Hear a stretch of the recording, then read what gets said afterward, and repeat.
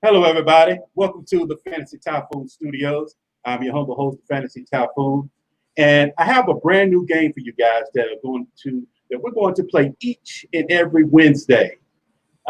We want your participation as well. But as for this episode, our pilot episode, just play along with us right there at your seat or wherever you are watching, and we'll get into the logistics of it here in 1 second. I'll bring on my good friend Jeff Haseley.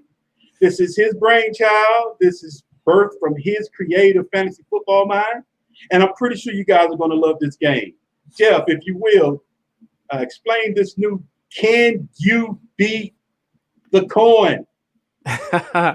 All right. So a lot of people, once the NFL year starts, a lot of people get into these pick'em leagues, or maybe it's just among friends where you're picking the weekly games through the spread, through the Las Vegas spread. And how many times do we, do poorly on this? The goal is to finish better than 50%. So if you can do better than 50%, you're making money, at least in Las Vegas terms. So my thinking is, well, what happens if we flip a coin on each game, right? That's most likely going to be, a 50-50 split, right? In terms of the point spread. So, let's just take, for example, the first game, Kansas City at home versus Houston on Thursday night. Kansas City's favored by 9.5 points. We flip a coin. If it's heads, we'll pick the home team. If it's tails, we'll pick the away team, and that's the result that we're going to go with for that particular game. So, if we did that for every single game, we'll have our results. And that's going to give us most likely probably a 50% chance of getting that correct if the Vegas lines are good. So my thinking is, well, let's try to get this kind of favored in our advantage. So in order to do that, my thought was, okay, here's our 16 games. This is how the results of the coin flip occurred. Now let's see if we can improve upon those. So what Typhoon and I are going to do, and you can do this as well, is take the results of our coin flipped games and make changes to 4 of them. So let's just say, for example, we can actually go ahead and bring up the sheet if you could, Typhoon.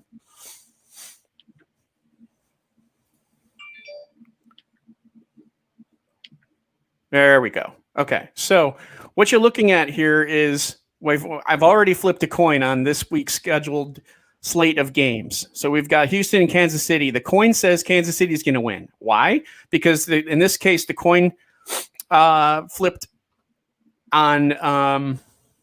Actually, Kansas City is home, aren't they? They're not away. They're home. Got to change that. The coin flipped on KC at home. And they're favored by 9.5 points. So in this case, the coin is going to be KC minus 9.5. The next game was Detroit and Chicago. The coin says Chicago plus 3.5. And you can kind of see how each one of these go throughout the coin flips of all 16 games. So what Typhoon and I want to do is kind of go over these a little bit and determine which 4 we're going to change. And those will be our picks for the week. Therefore, we are including and incorporating the probability of a coin flip on the point spread, as well as adding in our 4 picks that we want to change the outcome for. So, Typhoon, you want to talk about these real quick, or do you want to get into our results? Yeah, just bring up the results right quick. Let's go over the ones that we highlighted. All right. Now we're picking against the coin. So we're trying to see can we beat the coin?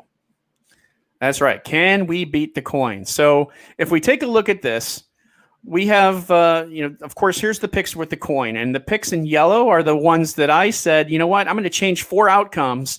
These are my 4 games that I want to change. And Typhoon is here in blue. So I decided that, you know what, I like Detroit. I like Detroit at home against Chicago. I'm going to take the 3.5 points. Typhoon likes Houston plus 9.5 against Kansas City. So we're going to find out how well the coin does every week, and then how well we do when we we have the values of what the coin had, plus we have our 4 changes. So I want to see how well we can do, not only against the coin, but of course against each other too. And you can play along with this as well. You know what the coin is. Which 4 games would you change? Which 4 outcomes, point spreads would you change? So if you, let's just say, for example, maybe you like Washington. You like Washington getting 6.5 points. Maybe that would be the one that you want to change. You get to change 4, only 4 out of these 16. Which 4 would you change? So here's the results for my picks. Here's the results for Typhoon's picks. And we're going to find out next week just how well we did against the coin, or how well the coin did, and then how well each one of us did. And again, you can play along as well. Can you beat the coin? That's the name of the game.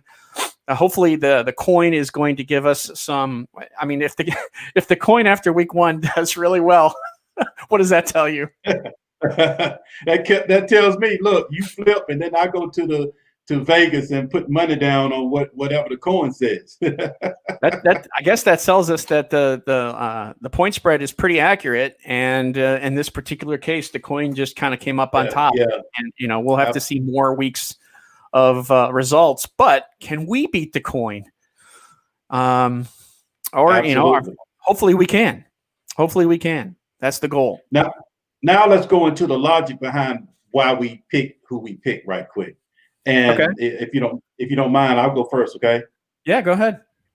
I chose the Kansas City-Houston game basically because football is back, and I just really wanted a piece of the action of the first game. So it gives me a little extra incentive to watch. But I think the Houston offense has been waiting for this game, but they put them out the playoffs last year. And now that Bill O'Brien has revamped that whole offense, I'm looking – actually, to be honest with you, I think Houston wins this game. But so that was pretty easy for me to go against the coin on that one. Now, and keep in mind, Houston was up 24-0, right? 24-0 in the playoffs, and then they lost. This game is in Kansas City. Has it been determined if there's going to be fans at this game? Tell you the truth, Jeff, I don't know. That's a good question. I remember hearing that there was going to be some fans, but I don't know if that was reversed. I don't know, but there's not going to be too much of home field advantage, in my opinion, in a lot of these games. So yeah, that's true. That's true. Where you have your home favorites, that may not be. Normally you get 3 points just for being at home. I'm not sure if that qualifies for this year as a result of that. Sure, there's still travel and you have to get there, and there's the uncertainty of the stadium, the locker room. You have such a boring locker room that you're in, and there's that. But there's no home fans. There's no issues with snap count and stuff like that. So yeah, I don't know. I mean, it'll be interesting to see how well Vegas does. And how they adjust their lines as we continue in the NFL season in regards to home versus away teams and who's the favorite. Right. I mean, if the NBA has showed us anything in the bubble, if you look at the Milwaukee Bucks versus the Miami Heat, I would say, in my opinion, crowd noise, the lack of crowd noise, if you will, played a huge impact on that outcome. A 4-1 win for the Heat over Milwaukee. But in my opinion, if Milwaukee would have went home and had those fans, like we accustomed to, could have been a different outcome. So I'm thinking the fans or no fans will play a major role in some of these outcomes of these games. All right, so here, let me. You mentioned yours so far with Houston. You're going to go over your 4. I'll go over my 4 that I decided to change. Looking at the first one here, Detroit against Chicago at Detroit. Not that it really matters. We just talked about this. But I'm thinking Chicago is kind of like a 5-win team, maybe 6 wins at best. And this being a divisional game, that's, usually those are more tough for each opponent because they know each other pretty well. But, I mean, Chicago, the questions at quarterback, they're not quite sure about their running situation with David Montgomery out. I just kind of see Detroit having a better opportunity here to win this game. Chicago's defense is going to keep it kind of close, but I think Detroit wins, and I think they cover by 3.5. So that's my pick, going against the coin, saying Detroit is going to cover 3.5. Okay, now my pick, my second pick against the coin is the Seattle. I mean, that's pretty easy to me. I'd take Russell Wilson any day. Like you said, without the crowd noise, with or without the 12s, I still take Russell Wilson and his team, even on a away game, over the Atlanta Falcons. So hopefully I'll be right on that one. Yeah, I mean, I almost took them, and I decided against it. I don't know. I guess I have a feeling that Atlanta might kind of come out a little bit strong. So we'll see. But my next pick was Miami, getting 6.5 points at New England. And New England's a different team this year. They don't have Tom Brady. They've got Cam Newton in there, who hasn't won in a while. Now, I'm a big Cam Newton fan, and I think he's going to come out strong. But, I mean, still, it's 6.5 points. And you've got Ryan Fitzpatrick on the other end who can do damage. They can do some things. Him, Devontae Parker, and Preston Williams, Jordan Howard. Yeah, they've got a decent team that I think can put up some points, especially with Fitzpatrick. It's his first game. We usually tend to see him doing well at the beginning of stints when he's starting. It's only maybe a couple games in where he decides to, not decides, but things just kind of go south for him. So I like Miami. I like the fact that they get New England at New England now, as opposed to later in the winter, which is nice. I'm taking Miami in the points here, and Miami and New England, they generally play each other tough. And with this not really having home field advantage with no fans in the stands in New England, I'm going to take Miami in the points and see what I can get. And hopefully Ryan Fitzpatrick gets me a backdoor cover. Yeah, that's a good one as well. Actually, if we had to do 5, that would have been my number 5, Jeff. I like that one. I agree with you a whole lot. Now, moving on to my third pick, of course, I have to go with my Cowboys. I have to go with the homer. I'm a homer, so I have to take the Cowboys with that. Now, if you look at all these picks, guys, there's always a 0.5 in there, and that 0.5 always is the deciding factor. And this one came in at a 2.5, and I could see Dallas, winning that by a field goal. So the 2.5. Now, if it would have been 3.5, I might would have went the other way with the Rams, but being that it's 2.5, I'm pretty sure my Cowboys should be able to come out with a 3-point win. We'll see. What did they finish last year? 8-8, right? Yeah. 8-8, man. We'll see what Mike Jason Garrett's. That's Jason Garrett's mantra. That's his theme. So I stayed away from this game just because I want to see Dallas prove it first with McCarthy, with their offense. And, sometimes we see teams, kind of drop the ball a little bit in week 1. Hopefully that's not Dallas, but it could be. Anyway, I stayed away from that. My third team was Cincinnati at home, getting 3.5 points against the Chargers. And my whole thought process here is, well, let's just see how good Joe Burrow is. I think we're either going to be really impressed or we're not going to be impressed with Joe Burrow. But I think that I think he's going to come out strong. I think Joe Mixon is a great piece of that offense. You've got Tyler Boyd, AJ Green. They've got some weapons, Cincinnati, and they've made some changes on defense as well. I just think that we're going to see a different type of Cincinnati team, and I think Joe Burrow is going to be a big reason for that, he and his leadership. And I think Cincinnati gets the win. If they don't win, hopefully they can cover with 3.5 points. So I'm taking the Bengals here at home as the home underdog. Yeah, I hear you. Now, out of these picks, my last one is pretty much a no-brainer. So I will each week, hopefully I'll try to do the lay down, which is what I call it, if you will. I call this one the lay down, the Pittsburgh New York Giants. But I also call the Houston Kansas City one. I call that one pretty much what I want to say, go out on the ledge type of pick. But yeah, no brainer, Pittsburgh. If Big Ben's healthy, James Conner's ready to rock and roll. New York Giants defense is just ferocious.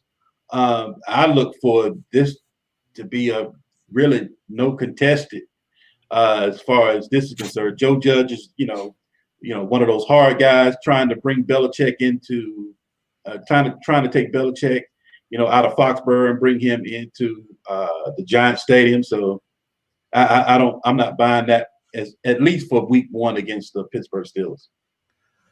Yeah, and I took Pittsburgh as well here. I mean, it's a shame that the coin came up with the Giants, but that's what happened. And that's just one of the ones that I want to change and you want to change as well. We both think that Pittsburgh's going to come out strong. We're both excited to see what Ben Roethlisberger does, what James Conner does, Juju Smith-Schuster. That's hard to say. Deontay Johnson. I'm looking forward to seeing what they do. Of course, we also like the Steelers' defense. And 4.5 points, not that much on the road, which isn't really on the road, right? Against the Giants. So, yeah. Now, Pittsburgh's Jeff, my 4th pick as well. I got a question for you. Yeah. You retrieve these from CBS Sports Online, right? Yeah, that's right. Yeah, so we're using the lines from CBS Sports. That's exactly right. Now, I wonder, do they see something? Well, I guess evidently they see something we don't as far as that 4.5 against the Steelers. Don't you think that should have been a little bit more, or what do you think? With New York getting 4.5 points, and let's just say, for example, that the home team gets 3, is that really that small of a line? I don't know. Maybe they know something. Maybe they know. Maybe they know Daniel Jones is, ready to go strong at the end of last year. They got Saquon Barkley. Hey, before I go crazy on Pittsburgh, prove it to me. That's what Vegas is thinking, right? Maybe Ben Roethlisberger, is he healthy, fully healthy? Prove it to me. Maybe this is the prove it to me game. We'll see. But I like that line in favor of Pittsburgh, and so do you, and that's why we took it. Look, now watch when we reconvene next week. Watch that be the one I miss. The one I think is a laydown is the one I probably miss on. Go ahead. Let's ask our viewers to come up with their 4 against the coin that we have here, and we can also put this on Twitter too, so everyone has the results of the coin and picking 4 against those 4 picks against what the coin came up with. So I want to see how well the coin does, how well we do, and then, of course, how well you do in terms of our audience. So, audience, this is mass participation from you guys.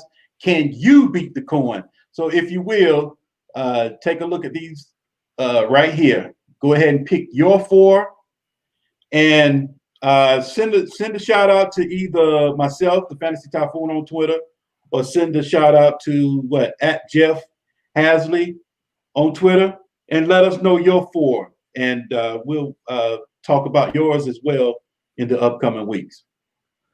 Sounds good. I'm looking forward to week 1. I say we bring it on, and let's see how well the coin does, and let's see how well we do against the coin. Can you beat the coin?